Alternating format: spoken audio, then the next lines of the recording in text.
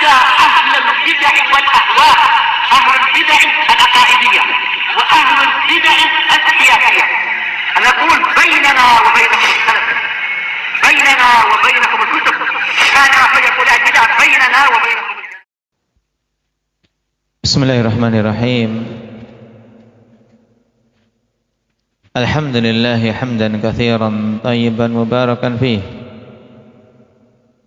kama yuhibbu rabbuna wa yardah. Asyhadu an la ilaha illallah wahdahu la syarika lah, wa asyhadu anna Muhammadan abduhu wa rasuluh, sallallahu alaihi wa ala alihi wa ashabihi wa man tabi'ahum bi ihsanin ila yaumiddin. Amma ba'd. Ikhwanil kiram rahimani wa rahimakumullah.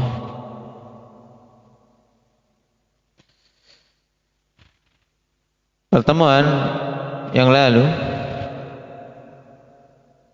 kita telah sampai pada faidah bagus terkait dhabit perbuatan seorang fuduli. Apa yang dimaksud dengan fuduli? Indaka Ukasha,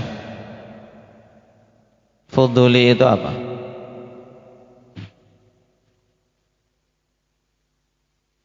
Nah, yaitu seorang yang menunaikan hak orang lain tanpa izin. Ini namanya fuduli. Dan dalam syariat, apa yang dilakukan oleh seorang fuduli ini memiliki beberapa perincian. Man yakum falifassil. Inda kashfikum.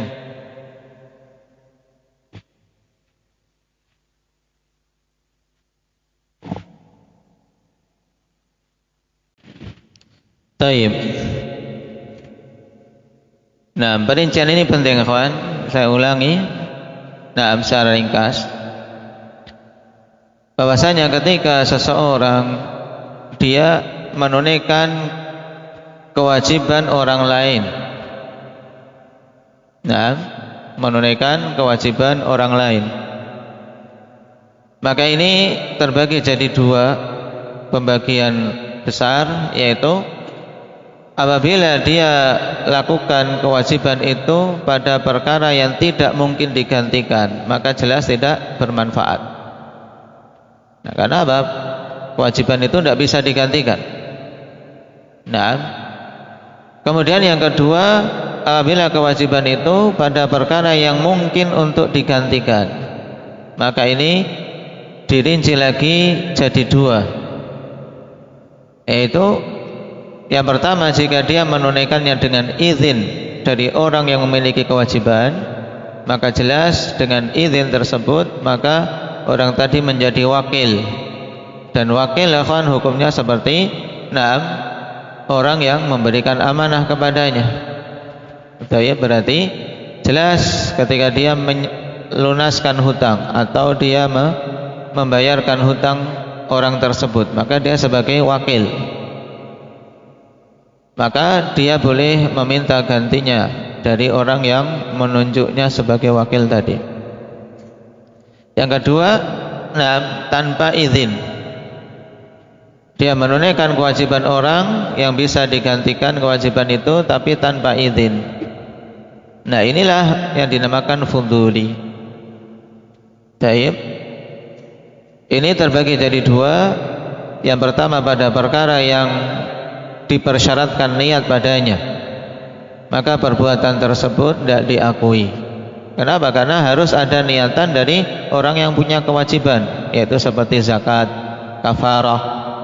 Ada orang membayarkan zakat kita tanpa kita ketahui, tidak sah. Misalnya zakat fitr lah, ini yang paling dekat nanti, zakat fitr. Kemudian antum di sini ada orang yang membayarkan zakat untuk antum tapi antum tidak tahu, maka ini tidak sah. Perbuatan fuduli tersebut tidak sah. Taib. Kenapa? Karena zakat butuh niatan. Kemudian yang kedua, apabila kewajiban itu perkara yang tidak butuh niat, seperti apa? Seperti membayar hutang. Nah, membayar hutang ini tidak butuh niatan. Siapa saja yang membayarkan hutang kita, maka sah hutang tersebut lunas. Nah, ini terbagi lagi jadi dua.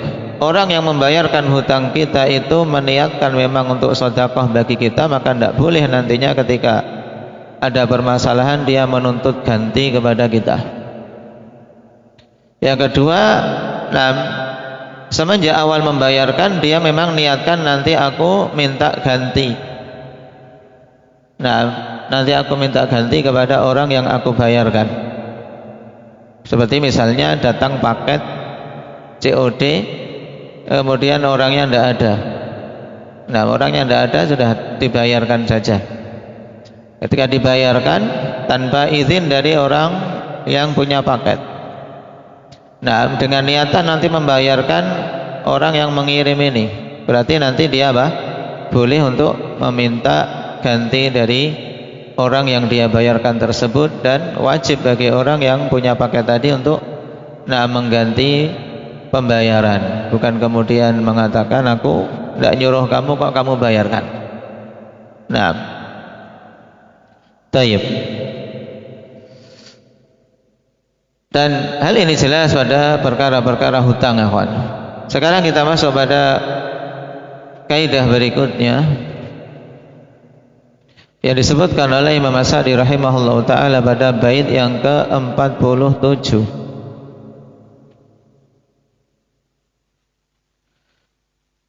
Kata beliau rahimahullah ta'ala, wal wazi'ut tab'i 'anil isyani kal wazi'i syar'i bila nukrani.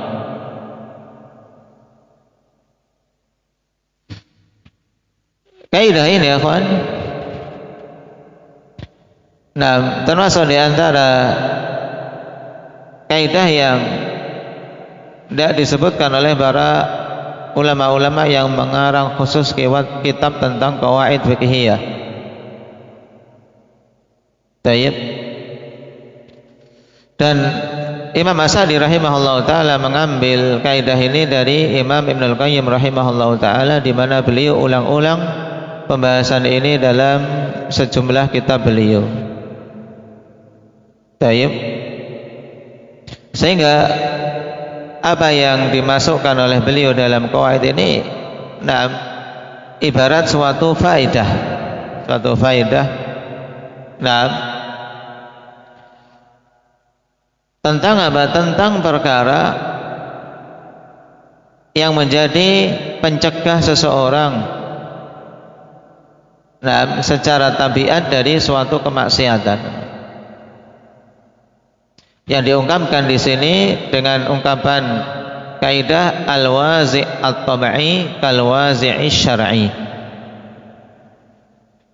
Pencegah dari suatu kemaksiatan secara tabiat itu seperti pencegah dari suatu kemaksiatan secara syar'i.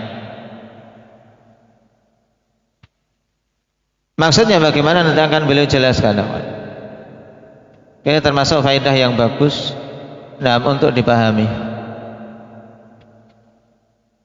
Tayyib. Yang dimaksud dengan al-wazi' ala syai', kata beliau dalam syarah, huwal mujibu li tarkih. Al-wazi' dari suatu perkara, yaitu apa? Pencegah yang mengharuskan seseorang untuk meninggalkan perkara itu. Berarti kalau dikatakan al-wazi' anil isyan atau al-wazi' anil maksiyah, yaitu adalah suatu pencegah yang mengharuskan untuk seseorang meninggalkan maksiat. Nah, pencegah ini, akhwan, nah, dari sini disebutkan dua hal, yaitu pencegah secara syar'i, berarti jelas dalilnya, datang dalil syar'i. Misalnya apa? Dilarang dari zina, wala taqrabuz zina. Ini al-wazi' asy-syar'i, ayat yang mencegah secara syar'i dari seseorang mendekati perzinaan. Dan yang kedua al-wazi' at-tab'i. Yang dimaksud dengan al-wazi' at-tab'i berarti adalah apa? Mencegah dari seseorang melakukan suatu kemaksiatan secara naluri, secara tabiat manusia. Secara tabiat memang apa? Orang apa? Tidak akan mau melakukan itu. Contohnya seperti apa? Nah, minum air kencing, makan kotoran, makan tai sendiri misalnya. Itu tidak dilarang pun kira-kira mau tidak, Putra? Secara tabiat itu tidak dilarang pun tidak akan mau. Taib, minum darah. Taib, tidak dilarang pun. Secara tabiat naluri manusia tidak akan mau. Ini yang normal-normal. Taib. Kemudian makan bangkai busuk misalnya. Ini yang dimaksud dengan al-wazi' at-tab'i. Nah, sekarang kita baca penjelasan beliau. Wa ma'na hadza anna Allah harrama 'ala 'ibadihi al-muharramat siyanatan lahum. Wa nasaba lahum 'ala tarkiha wazi'atin tabi'iyyah wa wazi'atin syar'iyyah. Makna yang diinginkan di sini yaitu bahwasanya Allah Subhanahu wa taala telah mengharamkan atas hamba-hambanya perkara-perkara yang haram. Untuk apa Allah haramkan? Bukan karena Allah bakhil, bukan karena Allah ingin membatasi gerak hamba-hambanya, tapi siyanatan lahum, untuk menjaga mereka.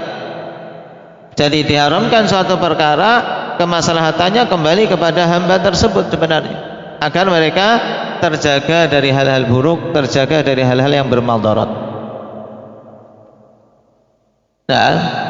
Dan Allah Subhanahu wa taala tegakkan untuk mereka agar bisa meninggalkan perkara yang diharamkan itu, wazi'atin tabi'iyah dan wazi'atin syar'iyyah. Hal-hal yang mendorong untuk meninggalkan secara naluri dan hal-hal yang mendorong untuk meninggalkan secara syar'i. Falladzi tamilu ilaihi nufusu wa tashahi. Yang dibutuhkan adanya wazi'at syar'iyyah yaitu apa? Biasanya perkara-perkara yang apa? Jiwa itu condong padanya, ya kan? Maka dikatakan oleh Syekh, falladzi tamilu ilaihi nufusu wa tashtahihi ja'ala lahu 'uqubatin munasibatin litilkal jenazah. Maka perkara-perkara yang diharamkan yang jiwa itu cenderung kepadanya, menyukai hal tersebut, maka Allah Subhanahu wa taala tetapkan hukuman-hukuman yang sifatnya apa? Munasibatin litilkal jinayah, yang cocok dengan pelanggaran tersebut, yang cocok dengan apa? Kejahatan dan pelanggaran terhadap perkara yang haram itu. Jazakallah khairan. Baik. Contohnya tadi zina, kawan. Zina, manusia condong syahwatnya untuk dilampiaskan. Makanya ada hukum had. Agar apa? Agar tidak berani untuk apa? Melanggar itu. Dirajam atau dicambuk 100 kali bagi yang belum pernah menikah. Mencuri, dia pengen ngambil milik orang lain, ingin sesuatu, tapi inginnya mudah, sudah ambil saja milik orang lain, tidak usah kerja. Mencuri, merampok. Condong, ada syahwah untuk ke sana, mengambil milik orang ketika kepengin. Maka apa? Ada hukuman dalam syariat ini yang mencocokinya. Baik. Maka dikatakan oleh beliau munasibatin. Ja'ala lahu 'uqubatin munasibatan litilkal jinayati. khiffatan wa thiqalan wa mahalla. Tayyib. Allah Subhanahu wa taala jadikan untuknya hukuman-hukuman yang cocok untuk apa? Kejahatan tersebut dari sisi ringannya dan beratnya serta tempatnya. Nah, masing-masingnya berbeda-beda. Kejahatan di tanah haram berbeda dengan kejahatan di luar haram. Kejahatan yang parah hukumannya berbeda dengan kejahatan yang ringan. Taib.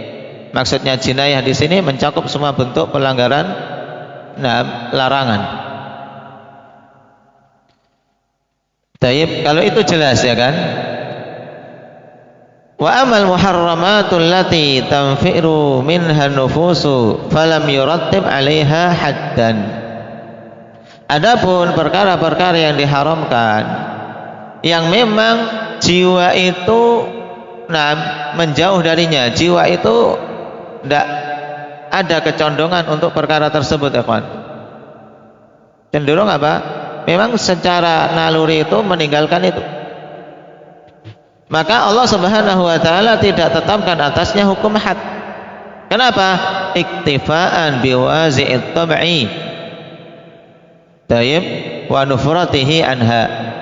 Karena mencukupkan dengan adanya wazi' at-tab'i, dengan adanya apa? Pencegah secara naluri yang akan mencegah seseorang dari melakukan keharaman tersebut, juga karena jiwa itu memang menjauh dari hal tadi. Contohnya bahwa dzalika ka'aklin najasat, yang demikian itu seperti apa? Makan benda-benda najis. Ini secara naluri sehat, naluri orang yang waras tidak akan mau. Ya tidak Abdullah, antum enggak dilarang saja, tidak akan mau makan apa? Makan kotoran sapi ya kan? Tapi walaupun tidak najis, tapi itu kotoran. Apalagi yang jelas najisnya. Diperintah pun tidak akan mau. Boro-boro makan, suruh untuk ngambil, untuk pupuk saja enggan, padahal halal. Taib. Apalagi yang jelas najisnya, perkara yang haram. Wasumum, demikian pula apa? Racun-racun. Wasyurbiha, dan meminum yang najis dan meminum racun-racun. Cuman yang sangat mengherankan akhwan, pada masa ke masa wazi' tab'i ini semakin apa? Semakin menurun. Pencegah secara naluri yang sehat itu menurun. Kenapa? Karena syaitan mengirim tentara-tentaranya baik dari kalangan jin maupun kalangan manusia. Untuk apa? Untuk memudarkan wazib tab'i ini. Sehingga muncul teori terapi urin. Padahal asal manusia itu nalurinya tidak akan mau minum air kencing ya kan. Muncul teori terapi urin. Ya korbannya ada. Karena apa? Yang mengatakan profesor, doktor, terapi urin, setiap bangun tidur urinnya diwadahi, nanti diminum. Untuk obat katanya. Na'udzubillahi min dzalik. Demikian pula hal-hal yang sifatnya racun. Karena syaitan menghias-hiasi racun, baygon, terus yang lainnya dioplos dan seterusnya. Fa innahu lam yurattib 'alaiha 'uqubah. Bal yu'azzaru 'alaiha kasairil ma'asi allati lam yurattib 'alaiha 'uqubah. Maka sungguhnya perkara-perkara yang haram yang sifatnya seperti ini, ikhwan, secara naluri tabiat manusia itu tidak suka sudah. Maka di sini Allah Subhanahu wa taala tidak tetapkan untuknya hukuman had. Kalau dosa jelas karena itu hukum di akhirat, tapi hukum di dunia tidak ditetapkan hukum had. Tapi Allah Subhanahu wa taala serahkan hal itu, penetapan hukum itu kepada apa? Kepada hamba-hambanya dari mereka-mereka yang diberi kewenangan. Kewajibannya hakim, mahkamah. Untuk orang-orang yang melanggar seperti ini, yu'azzaru 'alaiha, ditakzir saja. Takzir itu bukan hukum had, takzir itu kembalinya kepada kebijakan penguasa. Seperti kemaksiatan-kemaksiatan lain yang tidak ditetapkan atasnya hukuman khusus. Nah, taib. Nah, ini yang dimaksud dengan al-wazi' tab'i kal-wazi' asy-syar'i. Dari sini kita ketahui ya ikhwani fillah, bahwasanya dosa-dosa itu bisa terbagi menjadi 3 golongan. Golongan pertama, ismun fihil had, golongan yang ada padanya hukum had. Nah, ini biasanya dosa-dosa yang memang syahwat manusia itu condong sekali kepadanya. Khamar, ada hukum hadnya. Kemudian zina,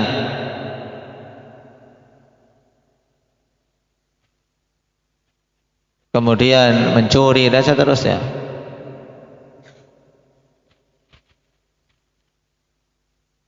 Maka yang seperti ini tidak disyariatkan padanya kafarah, tidak ada kafarahnya, karena mencukupkan dengan hukum had. Yang kedua, dosa-dosa yang tidak ditetapkan atasnya hukum had, tapi disyariatkan padanya kafarah. Nah, kafarah ini untuk mencegah tetap, tapi tidak ada hukum had padanya. Seperti seorang laki-laki yang menggauli istrinya di siang hari bulan Ramadan dalam keadaan mereka puasa. Ini diwajibkan padanya kafarah, puasa 2 bulan berturut-turut. Demikian pula pelanggaran sumpah diwajibkan padanya kafarah untuk menggugurkan dosanya. Nah, jenis yang ketiga yaitu golongan dosa-dosa yang tidak ditetapkan padanya hukum had, tidak pula kafarah. Ini dibagi oleh Ibnul Qayyim rahimahullahu taala 2 macam. Yang pertama yaitu dosa-dosa yang pencegahnya itu secara naluri tadi, maka al-wazi'u anhu tabi'iyan. Pencegah dari melakukan itu adalah naluri manusia sudah cukup. Seperti tadi memakan sesuatu yang najis. Najis kan haram, dimakan dosa atau enggak? Dosa atau enggak, Abdullah? Memakan yang haram dosa, makan najis dosa. Nah, jadi antum jangan berani-berani. Nah, katanya kencing manis, misalnya orang kencing manis diicipi air kencingnya. Nah, jangan berani-berani, itu apa? Haram, dosa. Nah, jangan bilang, oh saya enggak mati karena minum air kencing, bukan gitu. Enggak akan mabuk misalnya. Tapi itu haram, jangan berani-berani walaupun 1 tetes. Dan secara naluri yang sehat itu sudah sudah cukup. Nah, kemudian jenis yang kedua,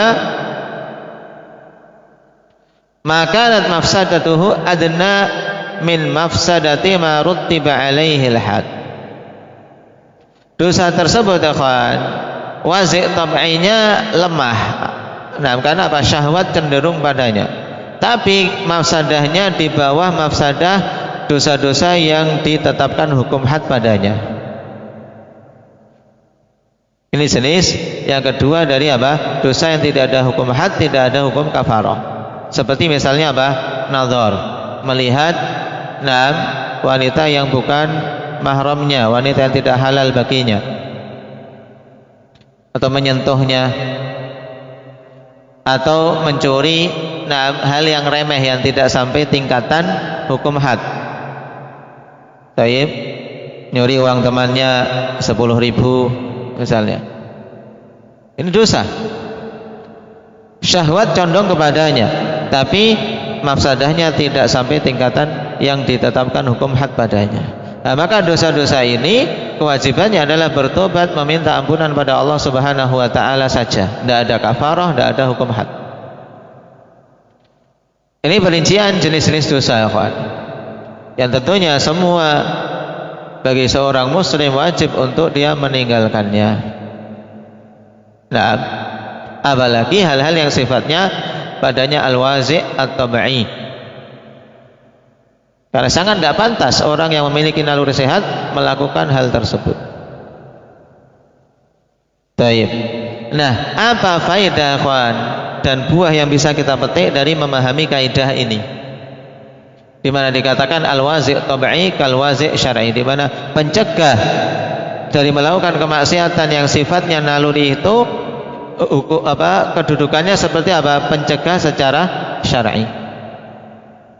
Nah, di antara faedah pokok dengan memahami ini kita bisa mengetahui batilnya firqah yang mereka meniadakan hikmah dari ketetapan Allah Subhanahu wa taala. Baik. Kenapa? Karena mereka mengatakan syariat telah membeda-bedakan antara perkara-perkara yang sama. Baik. Sama-sama minum perkara yang haram, tapi kok kalau minum khamr ditetapkan hukum had, kalau minum darah, minum air kencing tidak ada hukum hadnya. Dan yang seperti ini biasa dimunculkan oleh orang-orang orientalis, orang-orang yang ingin mencela sisi kebijaksanaan syariat Islam. Kenapa kalian Islam beda-bedakan seperti itu? Nah, mereka ini orang-orang yang mengingkari hikmah. Taib. Maka kita kaum muslimin terkhusus ahli sunnati wal jamaah menegaskan yang menetapkan adanya hikmah. Sebelum itu semua kita katakan la yus'alu amma yaf'alu wa hum yus'alun. Allah itu tidak ditanya tentang apa yang ditetapkannya, tapi kita yang akan ditanya. Kemudian kita katakan juga bahwasanya mesti padanya hikmah. Kalau kita tidak bisa jawab, ya sudah, pokoknya mesti ada padanya hikmah. Nah, kemudian kita bisa jelaskan hikmahnya. Yang ditetapkan hukum had itu karena memang syahwat itu condong. Khamr itu kan sesuatu yang disukai, apalagi pada masa lampau, di mana masa jahiliyah merupakan hal yang sangat biasa. Dan juga di kalangan orang-orang kafir, bahkan terkadang dari sebagian kaum muslimin itu dilanggar juga. Karena apa? Syahwat ke sana. Taib. Maka ditetapkan hukum had. Sedangkan hal-hal yang sifatnya secara naluri sudah menjauhi, maka tidak ditetapkan hukum had. Cukup dengan dengan naluri yang sehat tersebut sebagai pencegah dari melanggar apa yang Allah Subhanahu wa taala larang. Tapi kalau khamar tidak ditetapkan hukum had, maka akan banyak sekali yang melanggar. Ada hukum had saja masih banyak yang melakukan pelanggaran tersebut. Ini diantara faidah kita memahami kaidah ini, ya kawan. Kemudian juga faidah kedua, dengannya kita bisa merajihkan ketika adanya khilaf tentang perkara pelanggaran suatu keharaman, apakah ada padanya had atau tidak. Baik.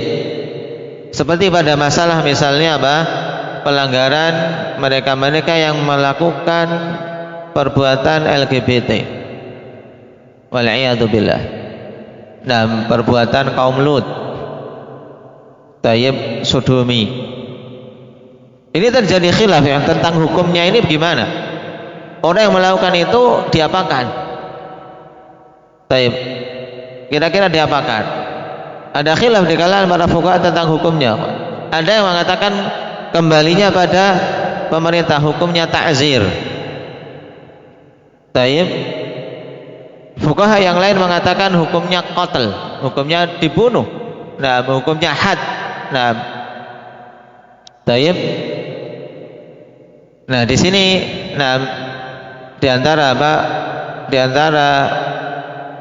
salah satu yang digunakan untuk mentarjih adalah dengan memahami kaidah ini, al-wazi' tab'i kal wazi' asy-syar'i. Taib. Sehingga yang memandang bahwasanya perbuatan kaum Lut itu hanya cukup dengan naluri sehat saja sudah tidak mau. Nah, maka berarti bukan hukum had yang diberikan padanya, tapi hukum ta'zir. Paham? Tapi kalau yang memandang makin lama makin disukai, karena wazi' tabi'nya sudah lemah. Nah, maka kembali kepada kemaslahatan, dikembalikan kepada hukam. Taib. Nah, ini tanpa kita melihat mana yang rajih dulu, karena pembahasan ini dibahas dalam dalam ahkam jinayat dan hukum-hukum had. Taib. Adapun ringkasnya yang rajih tentang orang yang melakukan perbuatan sangat sangat buruk ini dan sangat hina ini, taib. Nah, hukum had yang ada padanya yaitu al-qatl. Karena padanya syahwah, buktinya kaum Lut mereka melakukannya kan. Bahkan mereka ninggalkan yang normal. Bahwasanya laki-laki telah pasangkan dengan dengan yang wanita. Tapi malah mereka meninggalkan itu,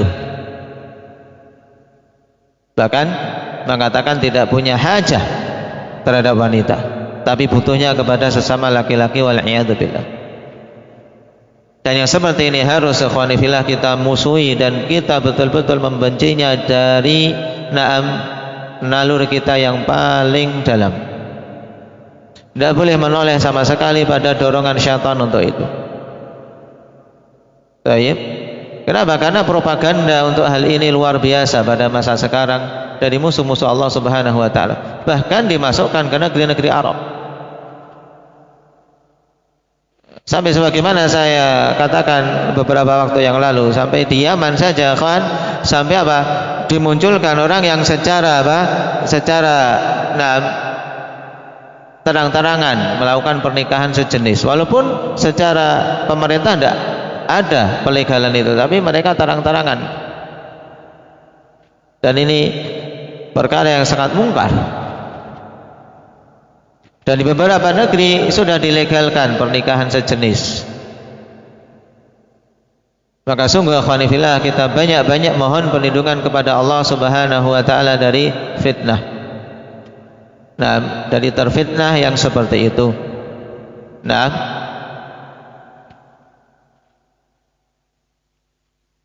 dan yang rajih hukumnya adalah hukum had, dibunuh. Ibnu Qayyim rahimahullah ta'ala telah jelaskan panjang lebar tentang hukum had pelaku liwat ini. Tapi sebagiannya bahkan berdalil dengan apa yang Allah Subhanahu wa ta'ala turunkan kepada kaum Lut, di mana kaum Lut hukumannya adalah dengan diangkat bumi mereka, kemudian dibalik, kemudian dihujani batu. Sehingga sebagian fuqaha beristimbat dari sini bahwasanya pelaku ini dibunuhnya itu bukan dibunuh dipenggal begitu saja, tapi dibunuhnya adalah dengan diterjunkan dari ketinggian, sebagaimana kaum Lut diangkat dibalik, diterjunkan dari ketinggian, baru kemudian dilempari batu. Karena tentunya keburukan ini lebih buruk daripada sekedar zina. Nasallallahu al-afiyata wassalamah. Maka di sini juga karena korban akhwanifillah yang demikian itu, kalau kita mendengar berita-berita tidak sedikit, taib, maka harus kita jaga diri kita, para orang tua, menjaga anak-anaknya, taib, jangan sampai terpengaruh dengan pergaulan yang buruk, Jangan sampai terpengaruh dengan tontonan yang buruk. Karena di antara hal yang sangat mempengaruhi pola pikir ikhwan adalah apa yang dilihat, terutama anak-anak yang akalnya kurang. Sesuatu yang dilihat menimbulkan keinginan untuk mencoba meniru. Maka hati-hati dari melihat hal-hal yang dilarang, melihat hal-hal yang diharamkan oleh Allah Subhanahu wa taala. Karena sungguh ikhwan, awal berbagai macam maksiat, awal berbagai macam pelanggaran itu bermula dari apa? Dari an-nazar. Betapa banyak musibah, zina, sodomi, liwat dan seterusnya bermula dari apa? Melihat yang diharamkan. Baik. Nasallallahu al-afiyata wassalamah. Berarti kita dengan ini ikhwan, untuk kaidah yang terkait kaidah-kaidah fiqhiyah sudah selesai. Tersisa beberapa qawaid usuliyah yang dibawakan oleh Imam As-Sa'di rahimahullahu taala. Semoga Allah mudahkan untuk bisa menyempurnakannya.